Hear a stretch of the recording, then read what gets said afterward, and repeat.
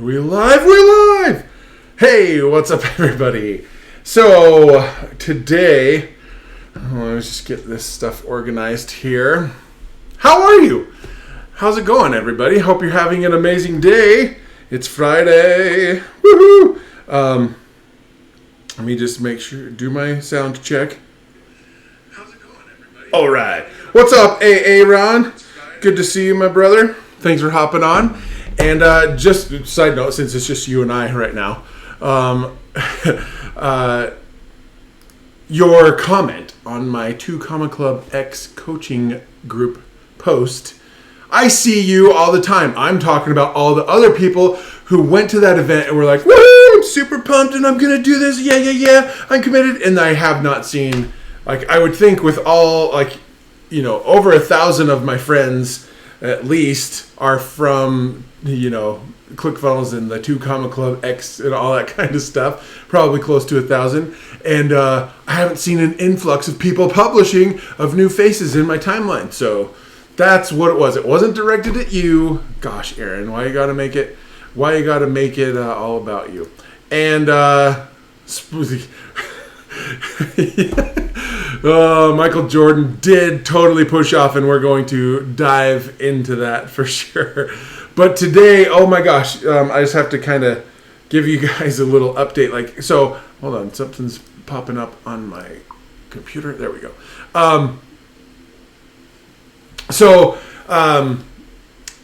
It's funny. I was in Denver like a few weeks ago, and Aaron was there. And I shot a ton of B-roll, and like, it's funny, I started the upload, I got all of the stuff divvied out and separated for each person, you know, and created folders, and then it was time to upload to Dropbox.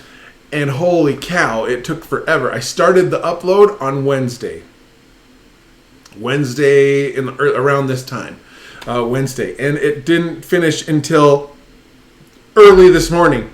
So I've been just like, that's why I didn't go live, because I had stuff uploading and I didn't want to be doing this as well and cause problems.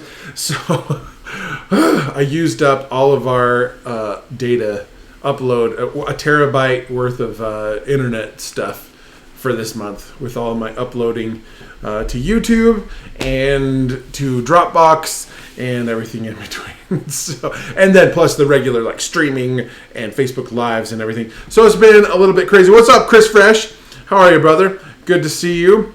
Good to have you on. So, you know, it's good to have that done. Now, I was going to try to do some of the same up in Boise on Monday and Tuesday next week, but I kind of came into that idea late, and there's not enough interest for me to justify going up there. So I'm going to stay home and have Labor Day at home with the fam and all that kind of stuff. Aaron, does shooting B-roll usually make the models look fat, or is that just me? You don't look fat. No. Aaron, come on. Give yourself some credit. You're a handsome dude.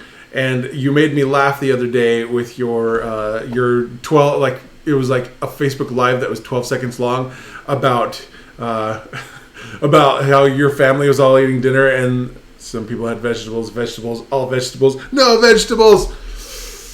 So that's awesome. So today we are going to, oh cool, Chris, that's cool. You'll be in Boise next week. I was going to be up there the first half of the week. But it's just not working out. So enjoy your time up there. What are you doing up there? Today I'm going to talk about, just like Aaron said, I'm going to add his comment back up here. I'm a Utah Jazz fan, but I've been watching a lot of the 1992 through 1998 Chicago Bulls on YouTube, and I have been learning a lot from it. So I want to share what I've been learning with you guys. So that's what we're going to talk about today. I hope that we can gain some good insights, even though, like you said, Jordan did totally shove off in the 98 series. So anyway, we're going to jump right in and talk about what I've been learning from the 1990s Chicago Bulls championship teams.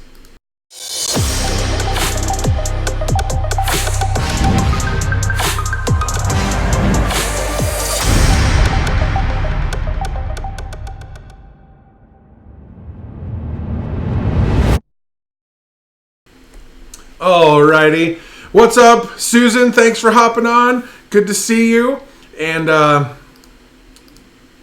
yes, I'm just excited. Welcome. I've had a little influx of new followers and likes on this page. So I just want to welcome anyone who's new to the Nick Fitzgerald page. Thank you for following. Thank you for watching, all that kind of stuff. If you're new here, I'm Nick Fitzgerald. I'm a storytelling marketer. I help entrepreneurs and businesses use their stories and experiences to sell more of their products and services. And I absolutely love it. And, it's just what I spend my days doing. It's super fun. And today we are going to talk about the Chicago Bulls from the 1990s, the Michael Jordan era, when they won all of those championships, when they won 6 titles in the NBA. But before I dive into that, if you're watching this, whether it's live or on the replay, comment where you're watching and tuning in from, wherever in the world you may be. I know I have followers all around the globe, so be willing to share. I just love to be able to see, and it's fun to just see, like, oh, I'm like Susan. I know she's in Australia, right? Or from Australia. She might not be in Australia right now. But that one of those things, when we share that, we just make new friends and new connections. So I just wanted to invite you to do that. With that said, as Aaron has given us a warm welcome to the club, folks. I am the Friendly Giant. It is my passion to help serve and help you guys out as much as I possibly can. And that's why I do these Facebook Lives. So how many of us here, just out of curiosity, how many of you, I'm already in this camp, but how many of you, when you go to bed, you either have your phone or a tablet or something like on your nightstand, and before you turn off the lights and you lay in bed and you sit in bed and you watch?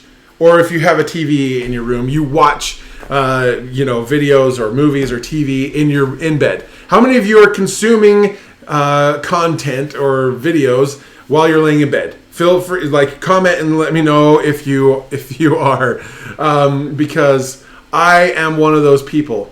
It's a challenge to not. There have been a few times when I've been able to resist and just go to bed, but for me with videos and stuff lately, I get on kicks. Like, I'll watch certain types of videos and stuff to help me relax. Sometimes I go to bed and my body's tired, but my mind's still going. So I watch things to kind of shut down a little bit, to kind of slow down and get ready for bed. But lately I have been watching tons of videos, like 3 or 4 a night, it seems, of game highlights. These are 12-minute long videos or something like that, of highlights from Chicago Bulls playoff and finals series games through the 90s.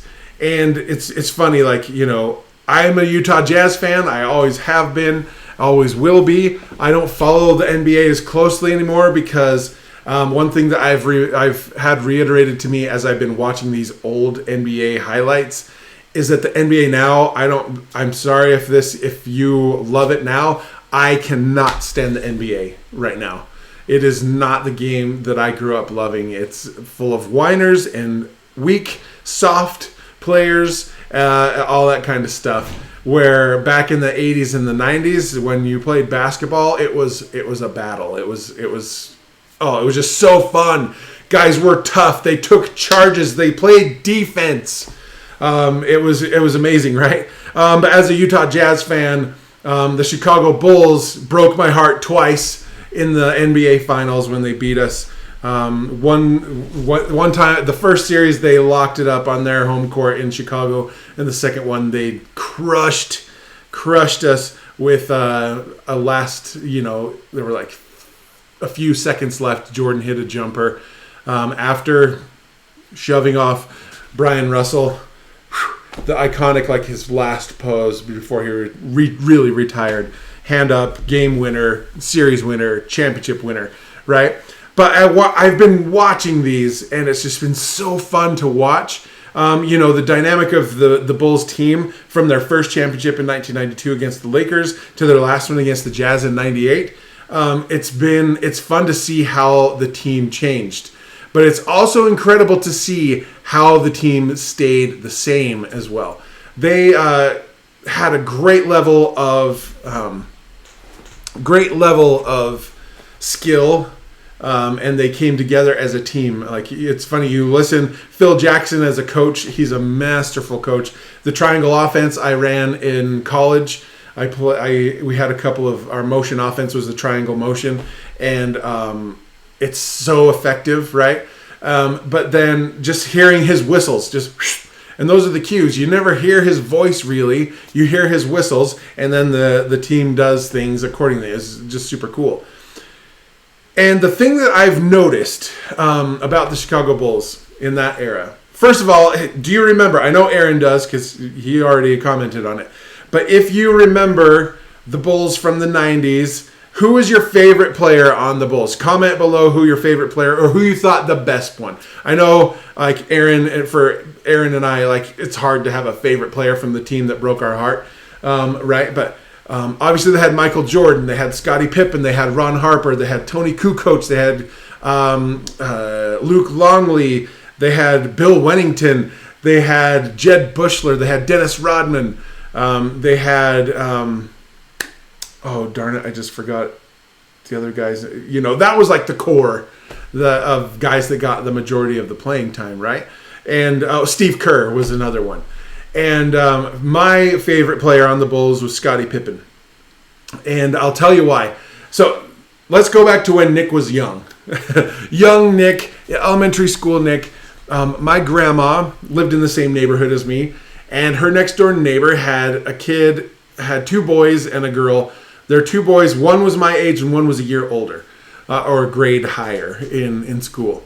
And so I would always go over. Oh yeah, John Paxson. Yes, thank you, Aaron. That's another one. He was a dead eye shooter, right? So I would go over to my grandma's house, and my neighbors, Matt and Todd. Todd was the one that was my age. Matt was the one that was older. We would play sports. They had a basketball hoop in their driveway, all that kind of stuff. And we begged and begged and begged his parents to lower the hoop to where we could dunk it when we were in elementary school, so like 6 or 7 feet. And then as we grew, we like raised it up to like, 8 feet, 9 feet, that kind of stuff. But my buddy Todd and I, we would play these imaginary basketball games where we were on the same team against an imaginary team.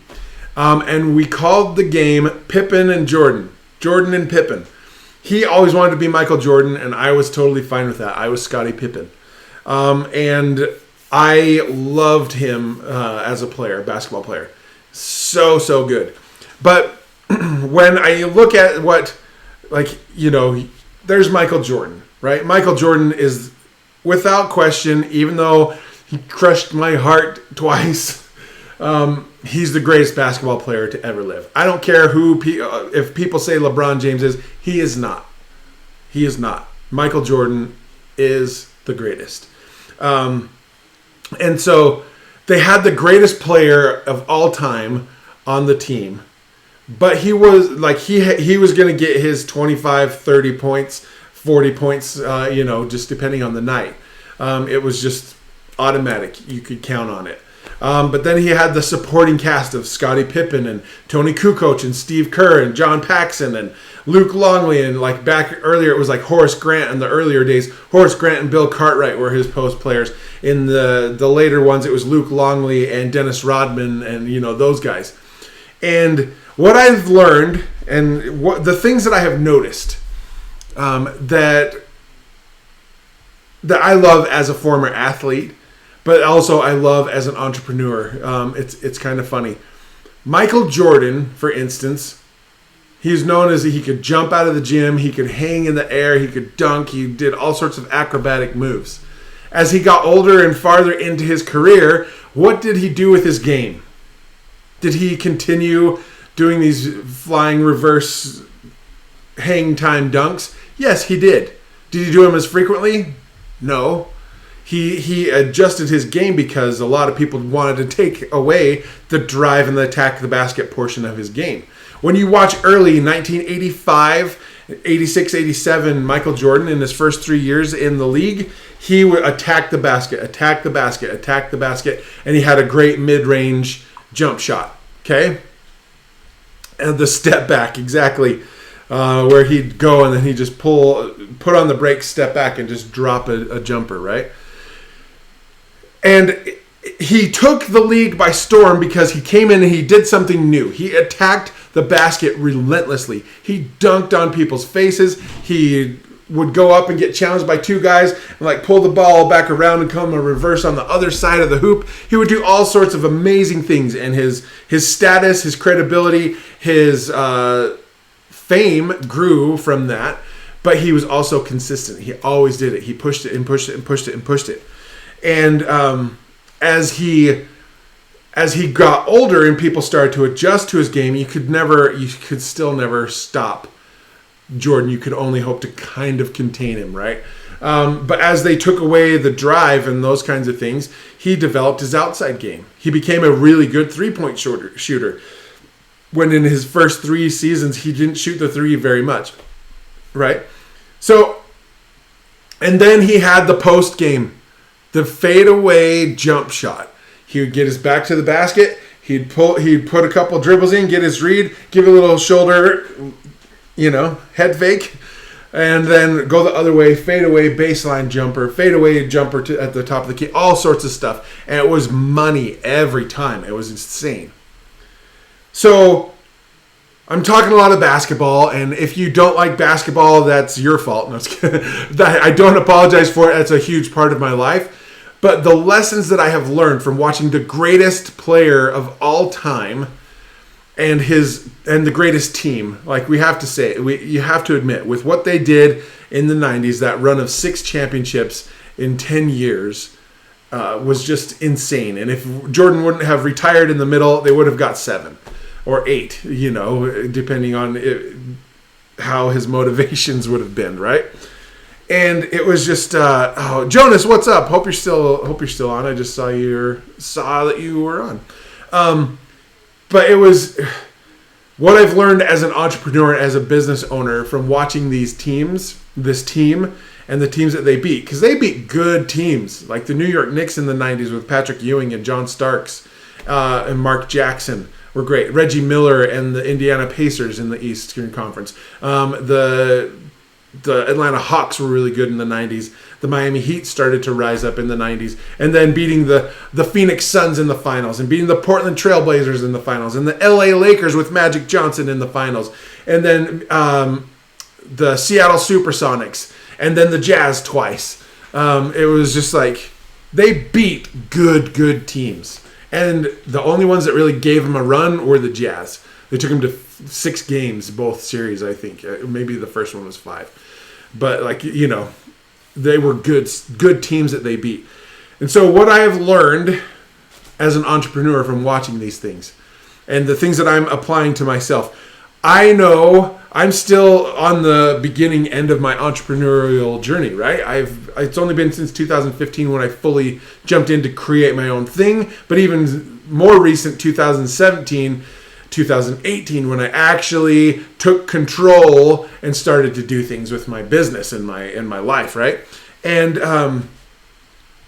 the thing that I have learned is I know my strengths. And I know what the market, what the other teams are going to give me, so to speak, and I am going hard on it. I know that I'm developing other parts of my game and everything. And it's going to, as I grow and expand, then I'm going to be able to incorporate these other things and have them be my bread and butter. What do I mean by that? Here's some examples of what, if I'm comparing myself to Michael Jordan, because, I'm not going to say, I'm not here to boast, but like I'm going to be I'm a force to be reckoned with in the entrepreneurial space. Okay? I've already got a following. I'm building that and all these things. It's just going to go to a whole new level, okay?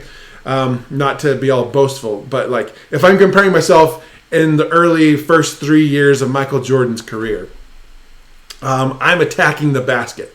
I'm going for the easy twos. I'm going for the things that I can get, that I know I can get super easy, right?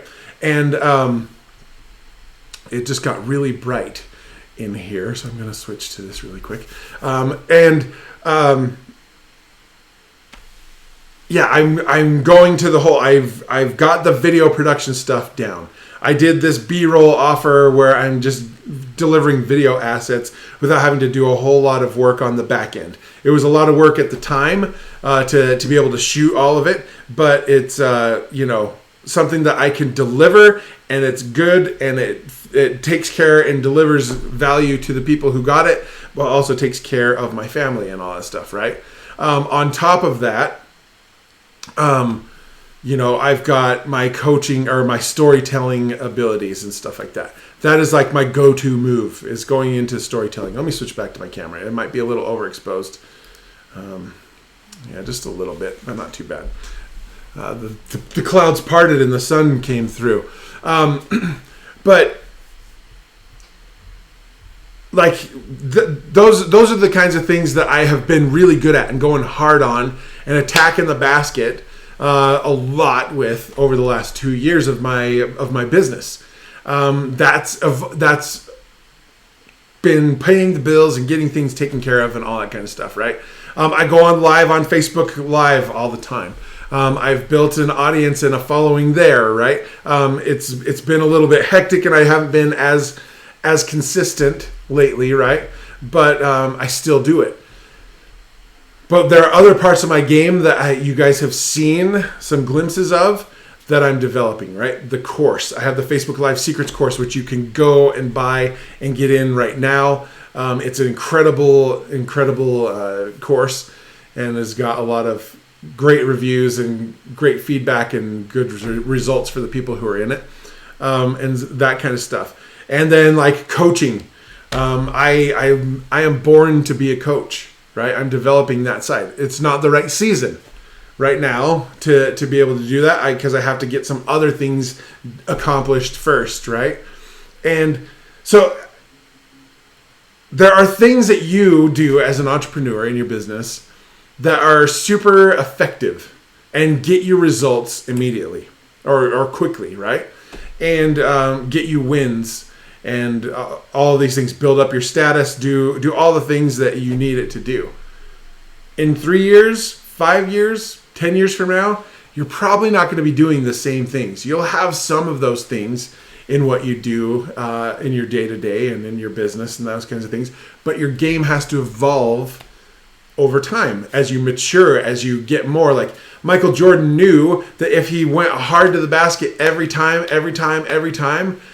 without just putting his head down and going, that he was either going to foul out because he'd be under control. He'd get frustrated because they were double and sometimes triple teaming him to prevent him from going in. He would not have developed as a teammate to be able to distribute the ball better and things like that. He was already great at it in his younger years, but he got better and better and better. But then also the physical demand of going to the hoop over and over and over and over makes your career, compresses it because your body can't handle it for that long. Okay? It's the same with your business. If you're going hard to the hoop now, and that's your go-to move, a drop step from the post to the baseline, if that's your go-to move right now, that's not going to be your go-to move in 3 to 5 years with your business. Another great player, Karl Malone, the greatest power forward to ever play the game. Some people say Tim Duncan. It was Karl Malone. But he started out as a bruiser in the post. He was strong. He was physical. He'd go to the hoop, ball, dunk, all sorts of stuff. And later on in his career, he still did that, but he developed his mid-range game more, developed a fadeaway jumper that became automatic for him. And he's, I think he's the third leading scorer in NBA history, or all-time leading scorer, right? He was league MVP, all those things, went to 2 finals, didn't win, that kind of stuff. So what I have learned from watching the Bulls is that When you surround yourself with the right people, with the right pieces and the right roles and all those kinds of things, you can really double down on what you're strong at and what you're really, really great at. When you have a great coach that can see things from a different angle and that you are willing to listen to. Yes, Michael Jordan was coachable. He's the greatest player of all time because he was coachable. Yes, he was strong-willed, and his coaches would say something, and sometimes he would challenge it. If they call a play, he'd be like, no, give me the ball, right? He was that kind of a person, but again, he worked and put himself into the situations for success. And it's because he had a team of people around him and a coach that he believed in. And as a result, he got 6 championships, in a decade, which is just insane. It's amazing. Okay? So what I've learned for me in my business is I need to surround myself with the right kinds of people. I don't have the luxury yet of hiring team members. So that is all in the network and the people that I hang around with. Aaron is one of the people I could hang out with all day, every day, because he and I just align. We get it. We understand each other, and he wants me to succeed. I want him to succeed, right? So it starts with your peers and your family members, the people that you spend your time around if you don't have a team in your business. So I need to continue and be very selective on who I let on the team. That's the thing that I have the luxury of as that we have the luxury of as business owners, is we can choose who we surround ourselves with. Whereas on a team, GMs and all these things and scouts are the ones putting the team together around you, right? You are the one that gets to choose and decide. So make sure that you find people that align with you, and it can be awkward and difficult, but you have to cut out the wrong people. Not in a rude way, but you need to be able to have the right energy and the right people and the right focus around you. The next one is to have a good coach that you trust. I have great coaches. I have a few. And if a coach doesn't test you and doesn't call you out and point out mistakes and give you direction and all that kind of stuff, if you have a business coach that just takes your money every month and you don't really get anything from them, fire them. That's the other great thing about being an entrepreneur and a business owner is, again, you don't have a GM or all these other people putting people into these positions. You can fire them and find the right ones. I've heard so many of my friends talk about some of the coaches and coaching programs that they're in, and they just feel overwhelmed with information that it freezes them, but they don't have the support to be able to break through it and take action. Or their coaches, their solutions is to sell their programs instead of focus on their business, right? If you have coaches like that, fire them. Fire them, okay? And if you need, what's up, Dave? Good to see you. If you need other coaches or recommendations, I'm happy to recommend some. I would be happy to be a coach to you. That's one thing I'm working towards. That's what I ultimately would love to do because I'm so good in that dynamic. Okay? So that, and then your actual game, the third thing I learned is that my game has to evolve. I can't just do the same moves over and over and over and over and over for a whole career, that I'm going to have to make changes and adjustments along the way. If you're stubborn and you're only going to do one thing because you think that that's right, and whether it is or it isn't, it might be right now. In 6 months, 12 months, 6 years, it's not going to be the right fit for every single thing that you do. You can still have that move in your pocket, that offer, that approach, whatever that skill is, but you have to grow. You have to try new things. You have to adapt to the game as it changes around you. Okay? So, in summary, first of all, does that make sense? If that makes sense, give me a comment or throw me some hearts and emojis while I grab a drink. It's warm in here. The sun's coming back up. Did I lose any of you in my basketball my basketball chatter? It's absolutely. What's up, Andrew? Thanks for watching, man. It's just one of those things. What I learned from watching, I've been watching tons of YouTube videos of the 1990s Chicago Bulls in playoffs and NBA Finals series, is watching single game highlights from the game, the best plays. And I have learned that having your moves, knowing your strengths and where you can go, and reading the defense and making and adjusting your game to get into the best possible spots to have success is just, you have to do that. But you also need to be surrounded by a great team, whether those are employees and people within your company, or if you're not to that point yet, people and peers and that you look up to and respect, that help you move towards the goals. They understand your goals. They help you move closer to them, as opposed to keep you or become an obstacle. And then having a coach that you listen to. You have to be coachable, and you have to be able to find the right coach. When all those pieces fall into place, amazing things happen in your life and in your business. And that is what I have learned from the Chicago Bulls. So, for the two of you, I see there are one of you watching. I don't know who it is. Let me know who it is if you're still watching. But it is... I just want you guys to understand that, like, there are examples of this all around. If you look at your favorite TV shows that are successful, right? You see that the cast, they mesh well together. The writers are awesome. The directors understand what the writers and the creators are doing and help communicate that. Like, I watched a little thing about Martin Scorsese and how he got the cast of Goodfellas to mesh really well. You know, you see examples of this all around. In the entrepreneurial world, you look at teams like Tony Robbins' team and how they flawlessly almost execute their vision. And they win. He does $6 billion a year in his companies, right? You look at Dean Graziosi and his team. They have things dialed in. They've really come together. And it's because of years of trial and error and figuring things out and adapting and getting the right pieces in place. You look at ClickFunnels, and they're still struggling through some things, right? They're having growth and figuring things out still. But the wins that they are getting and the way that they are positioning themselves is because they've applied those same principles, understanding their strengths and what they can do, and understanding their opposition in the market to be able to put themselves in the best position for success, having the right people in the right places and positions, and having coaches and having leadership that they believe in. Do you see how that translates?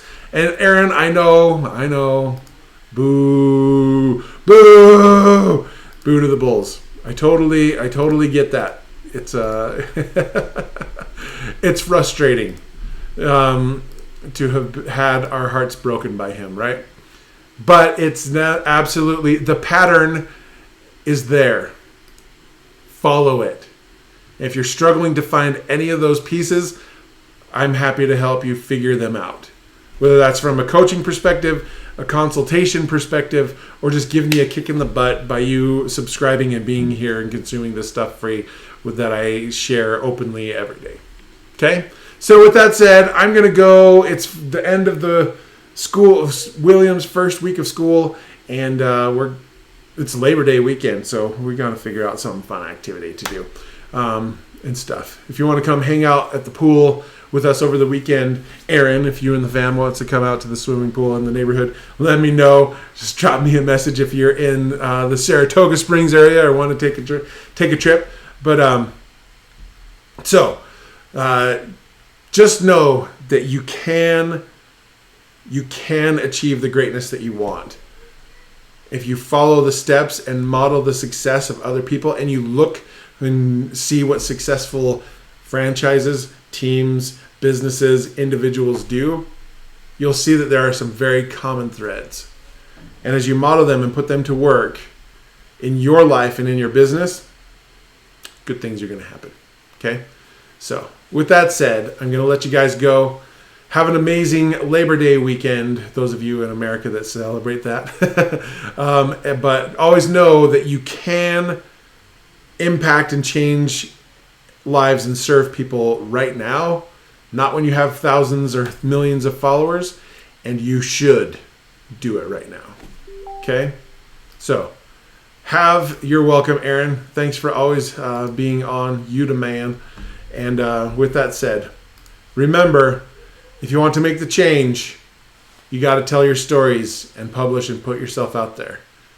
Remember, it just takes one story. We'll see you guys later.